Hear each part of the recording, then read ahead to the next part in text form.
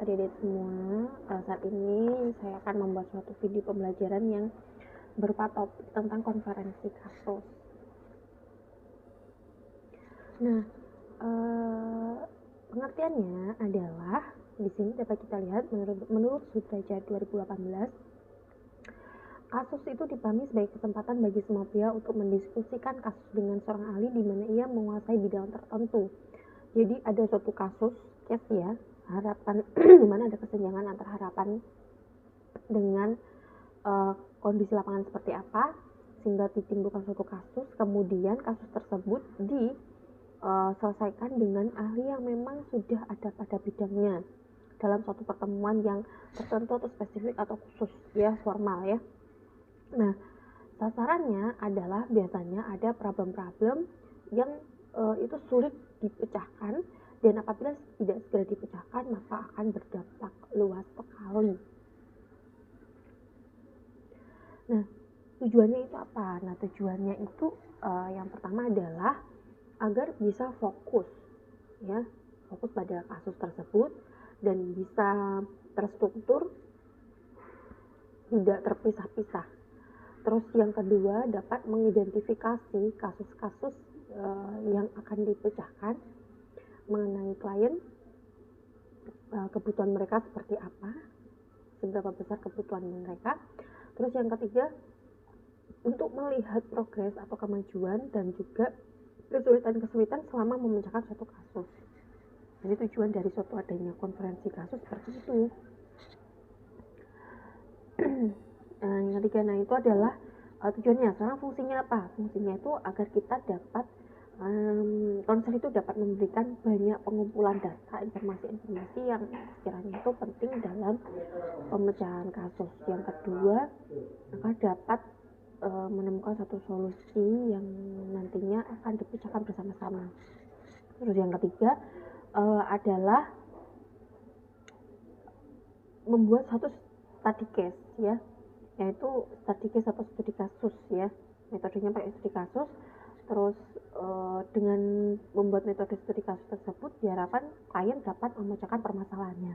Jadi fungsinya adalah konseli itu dapat informasinya dapat bertambah selama pengumpulan data, sehingga itu dapat membantu menemukan solusi dan juga menghasilkan data suatu kasus tadi. Nah, prosedur pelaksanaannya itu ada perencanaan, ada pelaksanaan, ada analisis dan evaluasi. Perencanaannya yaitu misalnya pimpinan atau koordinator ya, pihak-pihak penyelenggara dalam satu konferensi, baik itu atas inisiatif dari pimpinan atau dari orang tua wali atau masyarakat itu sendiri atau konsel sendiri, itu mereka diundang untuk memiliki pengakuan atas permasalahan yang dihadapi klien dan mereka dipandang memiliki keahlian tertentu. Jadi di sini koordinatornya itu mengundang masyarakat, ahli-ahli terkait yang sekiranya bisa membantu menyelesaikan masalah klien itu diundang dalam satu pertemuan ya, ini diundang. Nah, ini masuk ke dalam tahap perencanaan.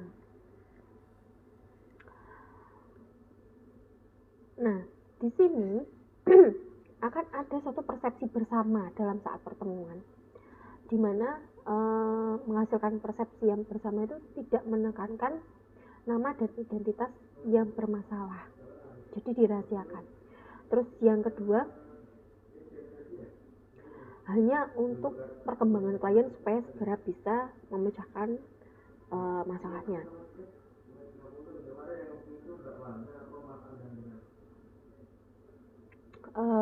Ini dilakukan secara terbuka, tidak membicarakan hal-hal yang negatif ya, yang memojokkan, yang bermasalah, memojokkan, terus mencari kekeliruan dia, itu nggak boleh mencari kekeliruan orang yang bermasalah, terus kesalahan seperti ini loh, itu tidak boleh. Terus yang selanjutnya adalah menafsirkan data ya sesuai dengan secara ilmiah tadi, metode kasus, studi kasus. Terus semua pihak yang diundang itu harus berpegang teguh pada asas kerahasiaan. Jadi pembicaraan terbatas pada keperluan pada saat pertemuan saja, tidak boleh dibawa keluar arahan tersebut. Nah, ini pelaksanaannya. Pemimpin konferensi akan membuka suatu pertemuan di mana akan menjelaskan tujuan pertemuannya apa, identifikasi kasus yang akan diangkat, dan yang harus dirahasiakan. Jadi di sini ada kesepakatan bersama bahwa apa saja yang harus dirahasiakan, kasus apa yang akan dipecahkan bersama-sama, terus tujuannya kita adakan konferensi ini seperti apa. Jadi awal pertemuan itu sudah menjelaskan hal seperti ini. Terus yang kedua, data-data yang sudah terkumpul itu diflorkan di situ. Terus yang ketiga adalah memberi kesempatan kepada peserta untuk menyampaikan pendapat atau informasi hal yang berhubungan dengan yang bermasalah tadi, klien yang bermasalah tadi. Terus yang keempat, membuat satu kesimpulan. Misalnya latar belakang adanya masalah itu seperti apa. Terus yang kelima, pimpinan dapat mempersiapkan peserta untuk mengemukakan pendapat tentang latar belakang timbulnya masalah. Yang keenam, pimpinan membuat kesimpulan mengenai latar belakang tersebut sehingga menimbulkan suatu puncak permasalahan ya, dari masalah A, B, C, D, E, sehingga menghasilkan konflik masalah yang menuju pada klimaks. 7. Pemimpin meminta masukan dari para peserta yang hadir tentang hal yang dapat mereka lakukan dalam membantu yang bermasalah tadi. Nah, yang terakhir adalah analisis dan evaluasi. Di sini kita bisa lihat ketercapaian hasil dan ketidaktercapaiannya. Kalau ketercapaian hasil itu apabila sukses, konselor dapat peroleh data atau keterangan tambahan yang amat berarti bagi solve problem dari suatu klien. Ya, jadi setidaknya yang membantu itu dapat memperoleh data tersebut itu sangat penting sekali untuk membantu yang bermasalah atau kliennya tadi dalam mengatasi suatu permasalahan. Itu sukses. Tapi kalau tidak tercapai bagaimana? Nah, ini kalau tidak tercapai, konselor tadi dapat melakukan proses konfirmasi kasus sesuai dengan kesepakatan para peserta. Selanjutnya, melengkapi informasi dan ketersediaan pakar atau ahli lain yang dirasakan memberikan sumbangan ide yang untuk menyelesaikan kasus. Jadi di sini maksudnya kalau tidak ada hasil, konselor bisa membuat konferensi lagi dan menambah ahli-ahli terkait yang sekiranya dapat menyelesaikan kasus si klien. Jika konferensi pertama gagal, tidak ada hasil, itu bisa menyelenggarakan konferensi lagi yang akan mengundang lagi para ahli-ahli lain yang sekiranya dapat membantu permasalahan si klien. Nah, ini kalau tidak tercapai ya, yang ini yang tercapai seperti itu, yang kalau tidak tercapai maka akan ada konferensi lagi. Nah, kelebihannya dari adanya konferensi kasus itu yang pertama adalah dapat menyelesaikan permasalahan lebih mudah, secara kolaboratif, banyak solusi, kesepakatan bersama, tidak hanya menyembuhkan yang bermasalah tapi juga mengembangkan potensi dari klien. Maka dia dapat mengembangkan potensinya, tidak patah arang, tidak putus asa, dan selalu tetap semangat dalam menjalani kehidupannya setelah masalahnya sudah selesai. Terus kekurangannya adalah karena permasalahan yang dibahas oleh banyak orang, maka bisa saja permasalahan ini bocor dan membutuhkan waktu yang lama, tergantung dari peliknya permasalahan. Kalau semakin sulit, itu akan semakin lama juga dalam menyelesaikan. Dan ini juga bisa terjadi kebocoran. Oleh karena itu, benar-benar harus ada kesepakatan asas kerahasiaan sebelum konferensi itu diselenggarakan.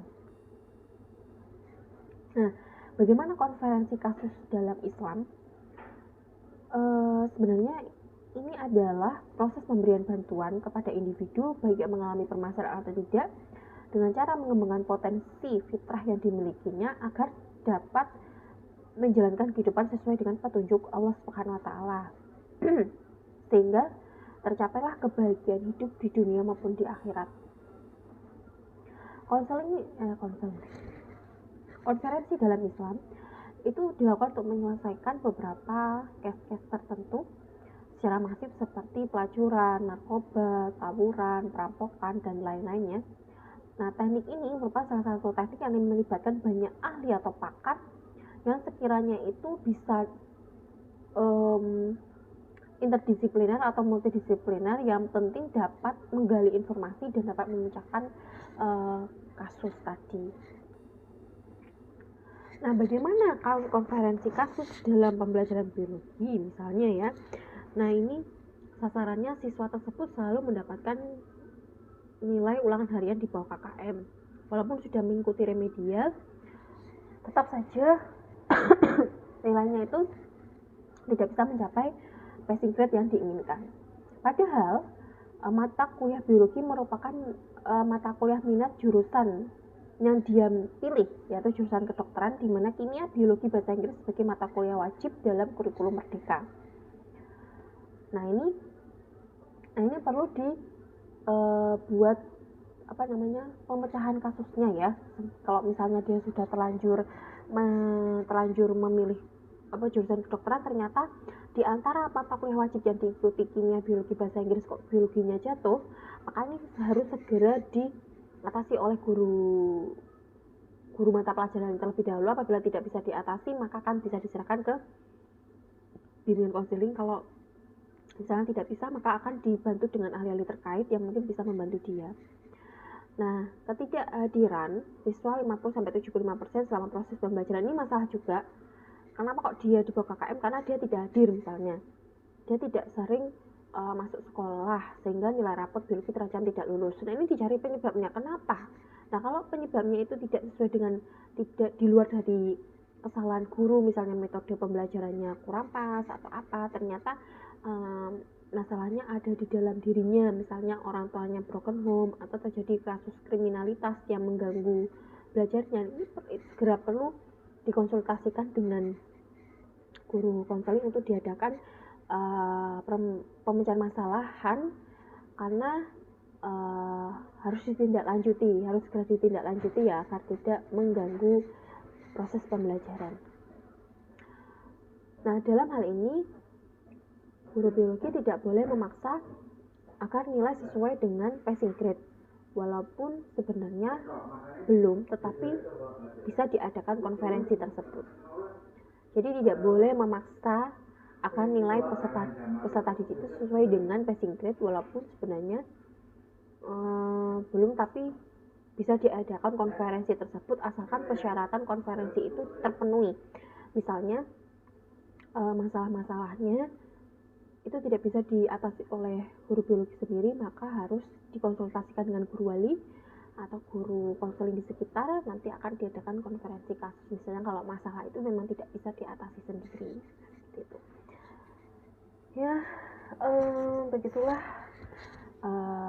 adik-adik sekalian. Jadi sebenarnya konferensi case conference itu juga merupakan satu kegiatan yang memang pelaksanaannya itu sesuai dengan yang dilakukan oleh agama Islam juga, supaya mereka itu dapat menuju ke fitrah manusia, mengembangkan potensinya sesuai dengan fitrah manusia, agar dapat menjalankan petunjuk Allah Subhanahu wa Ta'ala untuk mencapai kebahagiaan kehidupan di dunia maupun di akhirat. Ya, apabila ada beberapa pertanyaan yang timbul setelah kalian mendengarkan penjelasan dari saya, bisa dilakukan lewat chat. Nanti kita akan coba bahas bersama-sama. Terima kasih atas partisipasinya dalam mendengarkan penjelasan materi pada saat ini. Semoga bermanfaat, dan saya tunggu apabila ada pertanyaan-pertanyaan yang mungkin belum paham, bisa ditulis di ruang chat. Nanti saya akan menjawabnya. Terima kasih.